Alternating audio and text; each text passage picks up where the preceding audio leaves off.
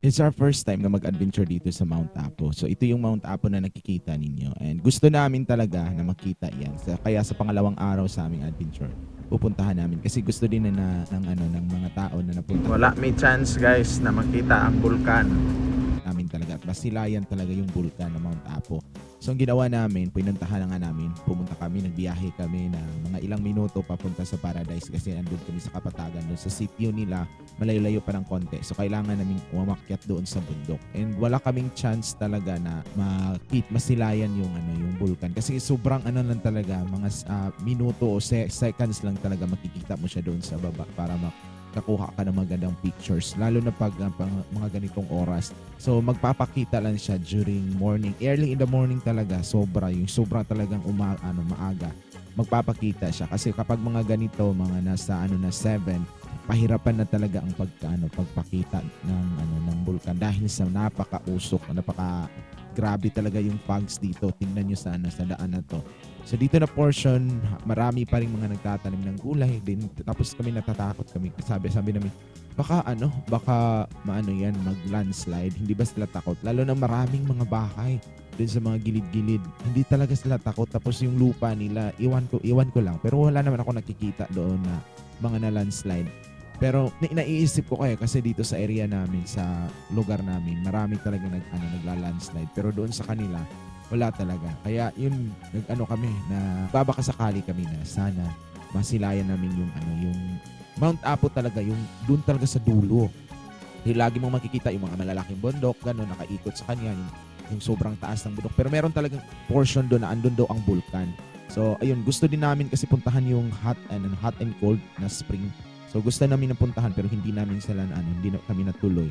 Kaya, nagsisipag kaming makaakyat doon sa Paradise. Kaya sinasabi din ng natuluyan namin na yung pamilyang Gabi na makakayanin ba daw ng sasakyan namin. So sabi naman ng driver, sabi niya Uncle Jubards na kaya daw. So kaya tumuloy-tuloy kami. Umakyat. Sobrang hirap talaga.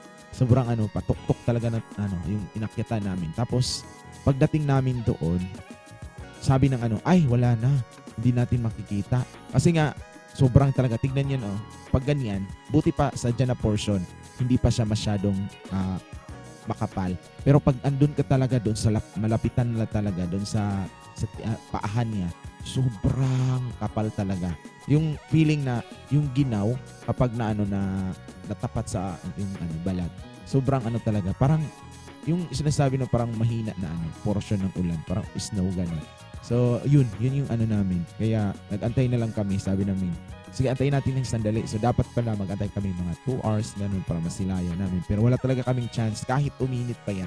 Actually, galing kami sa dun sa baba. Pag galing namin, mainit siya. Pero, pagdating namin dyan, habang nagbibiyahe kami, wala na. Sobrang mausok na. Kasi nga, sabi ko diba, seconds or minute lang talaga siya nagpapakita.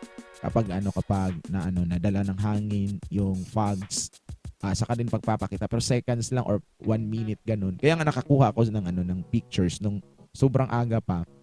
Dapat kasi sabi ni Uncle Dumi, dapat punta daw kami doon maaga. Kaso nga hindi kami nagkakasundo kasi gusto nila umakyat muna kami doon sa mga sa taniman ng gulay, doon sa mga radish. Kaya pumunta kami doon sa radish. Tapos masisilayan naman namin yung bulkan. Kaya nakakuha ako ng magandang spot. For sandali, lang talaga, mabilisan lang talaga, naka-picture ako. Pero nung nag-video ako, hindi siya masyadong malinaw. Dahil may mga fogs pa din na kaunti katulad yan, umuusok na naman. Parang may mga nagsusunog ng mga kahoy dun sa paligid. Pero yan yung ganyan talaga sa kanila, sa area nila. Kaya nga sabi ko, sobrang lamig naman dito. Kaya nung pumunta kami, wala.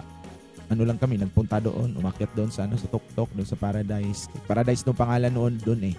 Tapos after that, kami, umikot, pag-ikot namin, sabi ng punta na naman tayo doon sa kabila.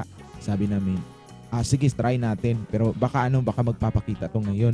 Ang dami din ang nandun nag-antay doon. Nag-aantay din sila na magpakita yung bulkan. Pero wala talaga, hirap talaga. Pero pwede namang puntahan talaga doon talaga sa Pwede ka namang makapunta doon pero bawal galawin yung bundok.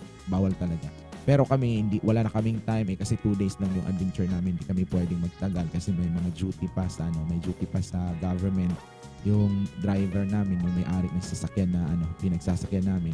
Kaya yun, napag na lang namin, napag-desisyonan na umuwi na lang kami. Kaya ayun, ito yung biyahe namin pabalik kasi hindi ka ako nakapag-video sa sa papunta doon sa taas. Meron namang video pero hindi sa akin naka-upload. Doon ma-upload kay kay Joe Barbanida, Jose Vlogs Adventure. So doon sa kanya ma-upload. Hirap kasi, sobra talagang hirap siya kunan ng lalo na kapag nakasakay ka sa sasakyan. Nandun kami sa sa labas ng ng sasakyan namin sa Raptor. Nandun kami sa sa Raptor na sa labas. So doon kami nagvi-video. Kaso mahirap kasi 'di ba paano siya pa akyat. So yun, mahirap din mag-video ng ganun. Tapos sobra pang fogs, kailangan mo hawakan maayos yung phone. Kasi hindi namin nadala yung ilalagay lang namin sa sa dibdib, yung mga gamit namin. Naiwan namin kasi mabilisan lang talaga to. Nung uminit na, sabi namin, punta tayo, tignan niyo diyan, mainit na yan na portion.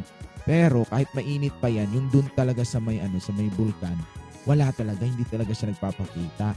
Pero yung mga portion doon sa mga paahan niya, wala. Yung napakatuktok talaga yung nakikita namin. Kasi dito sa amin sa area, dito sa sa Davao City, nakikita namin yan umaga. Pero doon sa kanila pala, pahirapan din palang magpakita yung bulkan.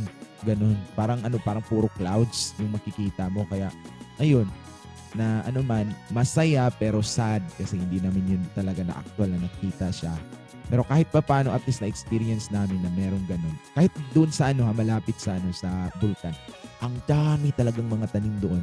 Uso doon yung mga pechay, yung Chinese pechay, carrots, patatas, yung mga atsal, yung mga ganun, mga sibuyas. Ang dami talaga. Yung masasabi ko na isa to sa mga napakalaking supplier ng mga vegetables dito sa Mindanao. Not only in Mindanao kasi umaabot sila sa Visayas na nagsusupply sila ng mga gulay. Saka quality very quality yung gulay. Kasi di ba known natin doon sa Benguet, doon sa Baguio, sa Bukid known sila na supplier ng mga gulay. Pero dati iba daw ang mga tanim dito sa sa Kapatagan. Pero nung nag-explore sila at saka napag-aralan yung lupa, maganda pala siya sa gulay.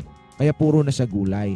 Kaya yung makikita ninyo sa sa malayo, akala natin na super green o malalaking mga puno ang andon. Hindi pala, puro siya gulay, may mga saging. Meron nga ang laki ng dito, yung plantation ng saging.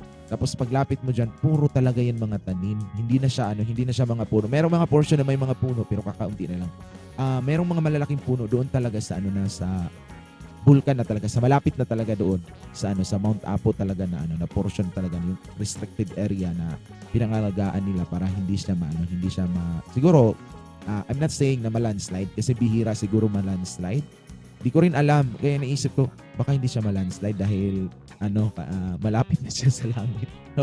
Malapit siya sa clouds pero hindi pala. Talaga, yung lupa siguro nila hindi siya prone sa landslide kasi iba brown din naman siya pero hindi rin siya parang yung sa ilalim hindi siya anong tawag yun, yung madaling matanggal, parang ganun kasi ang daming mga bahay doon na nasa taas talaga. Ganun yung yung setup nila. Saka hindi sila takot. So ganun.